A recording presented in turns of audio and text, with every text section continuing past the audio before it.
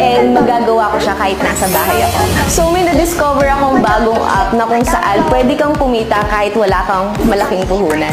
Ibig sabihin, hindi mo na need ng stock room or malalaking warehouse para sa mga items na ibebenta mo. And ang maganda dito, low risk na siya kasi cellphone and internet lang ang kailangan mo. Paano nga ba ang gagawin mo? Kailangan mo lang i-download ang Sitaw app or i-visit ang sitaw.com. Dito sa Sitaw, ikaw ang magiging reseller ng mga items nila. Take note, hindi mo kailangan bayaran agad yung mga items na to. Ang gagawin mo lang ay ilalagay mo lahat ng mga products mo sa account mo sa Sitaw. And kapag may nag-order sa'yo, dun mo pa lang siya babayaran. Diba? At syempre, kailangan mo muna mag-register. And after mo mag-register, ganito ang makikita mo. So, maglalagay ka lang ng shop name mo and ilalagay mo yung referral code ko. After neto, ilalagay mo lang yung ibang information mo and i-click mo yung register your shop. And